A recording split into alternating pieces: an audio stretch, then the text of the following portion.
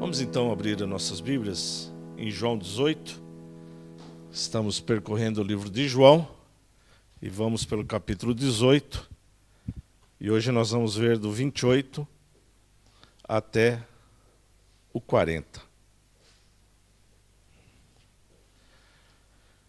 João 18, do 28 até o 40. Como disse na quarta-feira passada, este capítulo ele é mais histórico, mais uma narrativa, onde nós podemos aqui tirar alguns ensinamentos, mas também conhecer um pouco da história, de como que foi o julgamento, né? Como foi o interrogatório e como foi a crucificação de Jesus. João 18, 28 diz: Depois levaram Jesus da casa de Caifás para o pretório. Era cedo de manhã. Eles não entraram no pretório para não se contaminarem, mas poderem comer a Páscoa. Então Pilatos saiu para lhes falar e lhes disse: Que acusação trazeis contra este homem? Responderam-lhe: Se este não fosse malfeitor, não te entregaríamos. Replicou-lhe, pois, Pilatos: Tomai vós outros e julgai-os segundo a vossa lei. Responderam-lhe os judeus: A nós não nos é lícito matar ninguém, para que se cumprisse a palavra de Jesus, significando o modo que haveria de morrer. Tornou Pilatos a entrar no pretório, chamou Jesus e perguntou-lhe: És tu o rei dos judeus? Respondeu Jesus: Vem de ti mesmo esta pergunta, ou te disseram outros a meu respeito? Replicou Pilatos: Porventura sou judeu? A tua própria gente e os principais sacerdotes é que te entregaram a mim. Que fizeste? Respondeu Jesus: O meu reino não é deste mundo. Se o meu reino fosse deste mundo, os meus ministros empenhariam por mim para que não fosse eu entregue aos judeus. Mas agora o meu reino não é daqui. Então lhe disse Pilatos: Logo tu és rei? Respondeu Jesus: Tu dizes que sou rei. Eu para isso nasci e para isso vim ao mundo, a fim de dar testemunho da verdade. Todo aquele que é da verdade ouve minha voz. Perguntou-lhe Pilatos: Que é a verdade? Tendo dito isto, voltou aos judeus e lhes disse: Eu não acho nele crime algum. É costume entre vós que eu vos solte alguém por ocasião da Páscoa. Quereis, pois, que vos solte o rei dos judeus? Então gritaram todos novamente: Não este, mas Barrabás. Ora, Barrabás era um salteador. Amém? Até aqui os irmãos podem sentar. Muito bem, meus irmãos, nós temos visto então, Jesus foi com alguns dos seus discípulos até o Getsêmani, e lá em Getsêmani ele então foi entregue pelo traidor, por aquele que já havia sido preparado, por Judas. Judas o entregou, e diz a palavra do Senhor que foi com um beijo que ele fez assim. Jesus questiona inclusive Judas, dizendo: com um beijo tu me traz, né? E ele chama Judas mesmo naquela situação de amigo. Mas, então eles levam Jesus até a presença de Anás. Falamos na última quarta-feira que Anás não era mais o sacerdote principal, mas era um ex-sacerdote que ainda tinha muita relevância, que tinha muita importância naquele dia. Então, antes de levarem para Caifás, levaram primeiro para Anás. Anás faz ali algumas perguntas para ver se achava alguma coisa que pudesse condená-lo segundo a lei judaica, né? Mas não acharam nada, então ele manda para Caifás. João não fica muito falando sobre Caifás, diferentemente dos outros evangelhos, ele vai direto na questão de ser entregue para Pilatos. Mas João fala sobre a questão da negação de Pedro.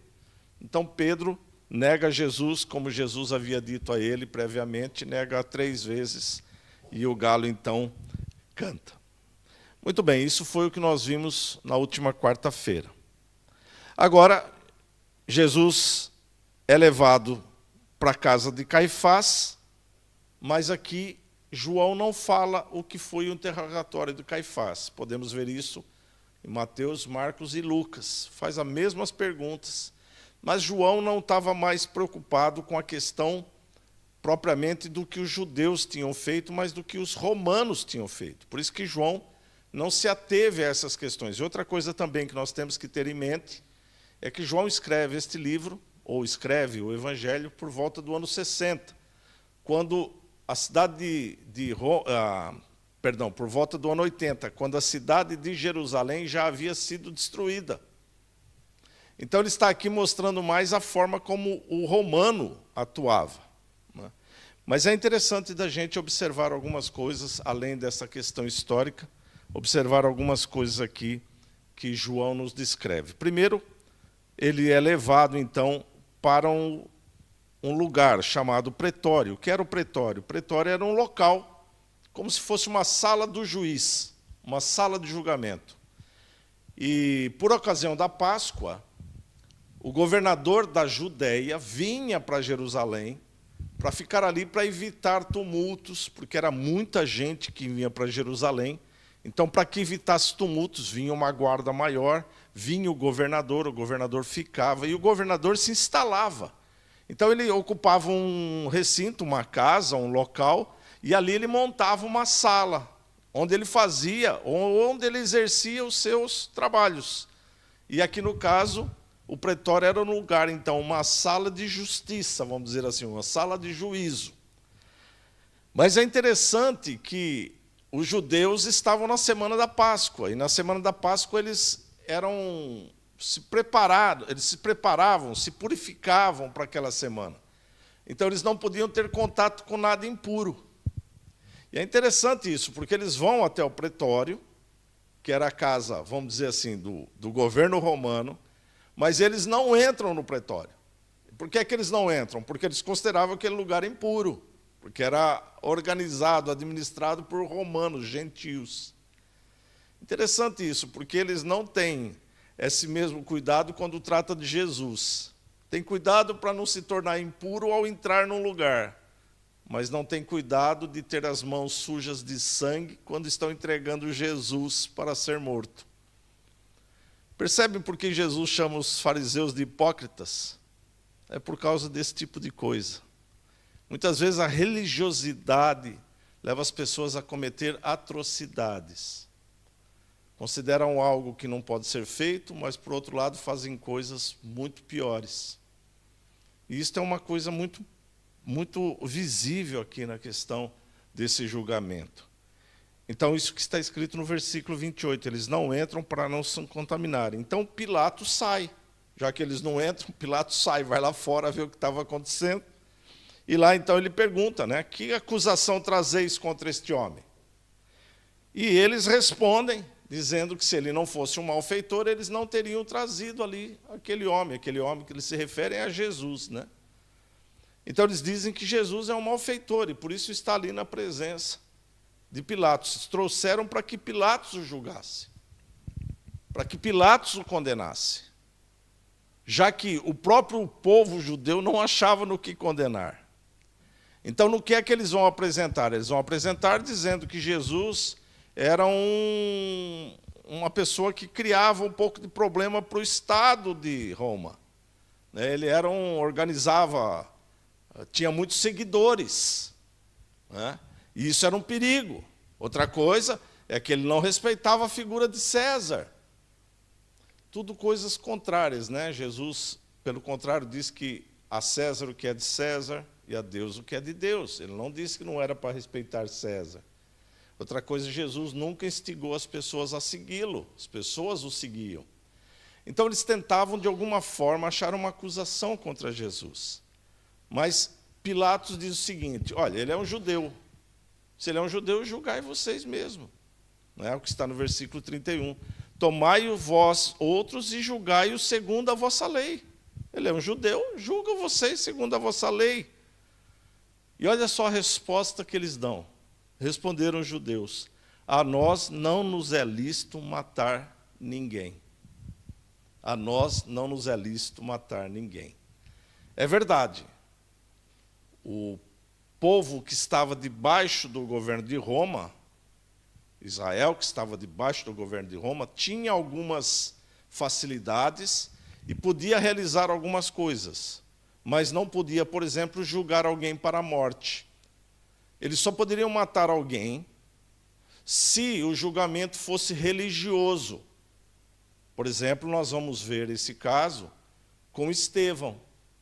Estevão, eles não levaram Estevão para o governo romano julgar. Estevão, eles mesmos julgaram e eles mesmos mataram a pedrada. Interessante porque Jesus não podia morrer a pedrada. E por que Jesus não podia morrer a pedrada? A resposta está no versículo 32. Para que se cumprisse a palavra, significando o modo por que havia de morrer. Qual era o modo que ele havia de morrer? Na cruz. Como eu tenho dito, isso tudo estava na agenda de Deus, estava no cronograma de Deus. Os judeus podiam matá-lo se ele quisesse, mas só podiam matá-lo a pedrada. Mas Jesus tinha que morrer na cruz. Por que ele tinha que morrer na cruz? Porque na cruz Cristo fez-se maldição por nós. Maldito era aquele que era pendurado no madeiro. Então ele não poderia morrer de uma outra forma, ele tinha que morrer exatamente daquela forma. Veja que é Deus conduzindo todas as coisas. Então, Pilatos entra no pretório, chama Jesus e começa a ter uma conversa com Jesus. E os judeus ficam lá fora, porque eles não podem entrar, não querem se contaminar. E ele começa a ter uma conversa com Jesus. E a primeira pergunta que ele faz é: és tu o rei dos judeus? Era essa a acusação que ele estava apresentando. Olha, ele se julga o rei, mas o rei não é César. Então, ele está usurpando o trono de César. Eles queriam achar alguma coisa para condenar Jesus. Então ele diz isso: és tu o rei dos judeus? Responde Jesus: vem de ti mesmo esta pergunta, ou tu disseram outro ao meu respeito? Jesus está dizendo assim: Pilatos, você está me condenando por algo que você quer saber? Isso te interessa mesmo? Ou você está perguntando porque alguém veio aqui me acusar de ter falado isso? Porque eu nunca falei isso. Então a resposta dele é: porventura sou judeu? Ou seja, eu não sei nada dessa conversa de vocês. O que chegou a mim foi o que foi me informado. A tua própria gente e os principais sacerdotes é que te entregaram a mim. Foi a tua própria gente. Ele vai dizer mesmo, Pilatos vai sempre dizer aqui, 3 vezes ele vai dizer: eu não vejo neste homem nada para ser condenado. Só que ele também não quer tomar decisão. Ou seja, o fato de você não tomar a atitude também não te exime da responsabilidade. Pilatos simplesmente dizia assim: eu não vejo nele nenhum pecado, não vejo nele falta nenhuma, não vejo nele mal nenhum. Então por que é que eu vou acusá-lo? E os judeus falavam: você tem que acusá-lo porque ele fez isto. Aí novamente ele vinha: eu não vejo nada de mal nele, não vejo mal nenhum, não vejo nenhum erro, nada. Por que que ele simplesmente não dizia: eu não vejo, então não vou condená-lo? Mas o que é que ele prefere fazer? Nós vamos ver mais para frente que ele prefere lavar suas mãos. Muitas vezes nós também agimos dessa forma. Com receio, com medo, nós preferimos lavar as nossas mãos. Deixar as coisas deixa assim mesmo, é melhor não mexer nisso, é melhor não falar sobre isso. Isso é um problema, não podemos criar problemas. E muitas vezes nós nos eximimos de ter a nossa opinião. E se nós estamos debaixo da palavra do Senhor, nós temos que manifestar a nossa opinião. Paulo diz isso, que nós estamos debaixo da autoridade dos homens, enquanto a autoridade dos homens não fere a autoridade de Deus. A autoridade de Deus é o principal. Se alguma coisa te é falado para você fazer que vai contra a autoridade de Deus, você não deve fazer. Você deve se negar a fazer. Então, a conversa continua. Respondeu Jesus: o meu reino não é deste mundo. Jesus está dizendo aqui: o que eu falo não é nada de reinado terrestre, embora Jesus vai vir um dia para governar na terra. Mas ele está falando agora. E ele diz assim: o meu reino não é deste mundo. Se o meu reino fosse deste mundo, as pessoas que trabalham para mim, os meus ministros, se empenhariam por mim. Aqueles que governam comigo se empenhariam por mim, para que eu não fosse entregue aos judeus. mas agora o meu reino não é daqui. Ou seja, a conversa que ele está tendo com Pilatos é: Pilatos, eu nunca falei que o meu reino era deste mundo. Eu sempre falei que o reino dos céus, eu sempre falei do reino de Deus, eu sempre falei do reino celestial, espiritual. Então lhe disse Pilatos: logo, tu és rei. Se o seu reino não é deste mundo, não é daqui, é porque tu és rei. E aí Jesus então diz para ele, né? Tu dizes que eu sou rei. Eu para isso nasci. Essa expressão, eu para isso nasci, mostra o Jesus homem. Nasceu. Jesus homem. E para isto vim. Mostra Jesus Deus, que deixou a sua glória e veio a este mundo. Interessante esse jogo de palavras que Jesus usa aqui. É claro que Pilatos não deve ter entendido esta questão colocada por Jesus, né? Mas o que ele diz é isso, né? Eu para isso nasci e para isto vim ao mundo, para dar testemunho da verdade.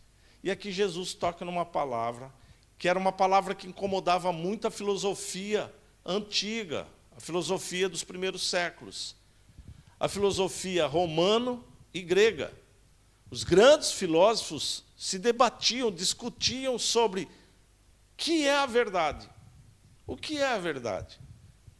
Como dirimir a verdade e a mentira? Essa era uma grande pergunta. O que é a verdade? Porque o filósofo entendia que a verdade é relativa. Uma verdade para mim pode não ser verdade para você. E a sua verdade pode não ser a minha. Então, para a filosofia greco-romana, a verdade era relativa. Mas Jesus, então, aponta para ele dizendo assim: eu vim para dar testemunho da verdade. Ou seja, ele veio para expressar algo que é dos céus. Lembra-se, João começa dizendo: no princípio era o Verbo, e o Verbo se fez carne, e o Verbo habitou entre nós. Ou seja, o Verbo veio. E o Verbo é a palavra. E a palavra é a verdade. Então, quando Pilatos pergunta: que é a verdade? Fica aqui um aberto. Jesus não fala nada com ele. Fica aqui vamos dizer assim, um silêncio. Porque Jesus está falando da verdade divina, daquilo que vem de Deus. E Pilatos está filosofando. O que é a verdade? Né? O que é a verdade? Ser ou não ser, eis a questão: o que é a verdade, como ela existe, de onde ela vem, para quem é a verdade, tudo filosofia greco-romana. Então diz a palavra do Senhor que, tendo dito isso, voltou aos judeus, ou seja, ele sai de novo, né, e diz: eu não acho nele crime algum. Ou seja, ele aqui mostra que não tem como condenar a Jesus. Mas aí ele tenta achar uma solução. Ele não quer ficar mal também com os seus subordinados. Então ele tenta achar uma solução. Ele, talvez na cabeça dele, pense assim: eu vou dar uma proposta aqui para eles, vão libertar Jesus. Porque ninguém é pior que Jesus. Ninguém é pior do que Barrabás. Então eles vão preferir soltar Jesus do que Barrabás. Ele então faz essa questão: é costume entre vós que eu vos solte alguém por ocasião da Páscoa. Quereis, pois, que eu vos solte o rei dos judeus? Ele não via nada, mas tinha ali dois. Ou era Barrabás, aqui não tem o caso, mas se nós formos nos outros evangelhos, nós vamos ver eles gritando: solte-nos Barrabás. Barrabás era um agitador político, ele sim era um agitador político, um ladrão, um assassino. Ele era tudo de ruim. E Jesus, ele não achava nada. Então, Pilatos pensou: se eu propor isso, claro que eles vão pedir para soltar a Jesus. O que é que eles fazem? Solte-nos Barrabás. Ou seja, a ira, o mal, a perversidade humana era tão grande que ele preferia ficar no meio de um assassino, de um usurpador, do que soltar um inocente. mas o inocente acusava-os. E aí então, percebem como que vai a mente humana? A mente humana, ela é capaz desse coração doentio, que é o coração do pecado, ele é capaz de preferir ter envolvimento com o mal do que ouvir o bem. O bem, a verdade realmente sempre nos dói. A verdade muitas vezes nos machuca. A verdade nos incomoda. E às vezes então nós preferimos estar onde está a mentira. É o que o salmista diz. O salmista diz que nós não devemos nos assentar à roda dos escarnecedores, dos mentirosos. Nós não devemos fazer isso, porque a nossa vontade é fazer isso. Ali é tudo mentira, ali é tudo uma ilusão. Preferimos do que conviver com a verdade. Então é isso que acontece. O próprio judeu começa a gritar: solte-nos Barrabás. Solte-nos Barrabás. E João então termina aqui dizendo: ora, Barrabás era salteador, era um ladrão. Ou seja, João está querendo mostrar aqui que o preço de um inocente foi pago por um ladrão. Jesus morreu porque o povo preferiu, atenção, tudo no plano de Deus estava correndo como ele queria, mas a responsabilidade do homem não vai ser dirimida. A palavra do Senhor diz que no final dos tempos eles serão julgados pela morte de Cristo. Embora Cristo, na agenda de Deus, veio para morrer. Mas isso não dirime a responsabilidade humana. Às vezes nós também pensamos assim: isso é vontade de Deus, isso é vontade de Deus, e fazemos as coisas erradas e achamos que é vontade de Deus. Pode até ser a vontade de Deus, mas e a sua responsabilidade? E a sua responsabilidade, onde é que está? Nós paramos por aqui. Próxima quarta-feira, então, nós vamos ver o começo, o preparo aí para a crucificação e morte de Jesus. Amém? Vamos orar. Como eu disse, o estudo é mais histórico neste momento, não é? Mas sempre teremos aqui informações importantes para a nossa vida espiritual. Vamos orar ao Senhor, encerrando o culto desta noite. Obrigado, Deus, nós somos gratos a Ti por esta noite tão especial que o Senhor nos concede, quando podemos estar partilhando a Tua palavra, Senhor. Que o Senhor conceda agora aos queridos irmãos uma noite de descanso, um final de tarde por aqueles que ainda estão na tarde, para os nossos queridos irmãos que estão no Brasil, que muitas vezes nos acompanham, que o Senhor conceda um final de tarde abençoado a todos, Senhor. Nos abençoe nestes dias, ó Pai, e nos guarde, em nome de Jesus. Amém.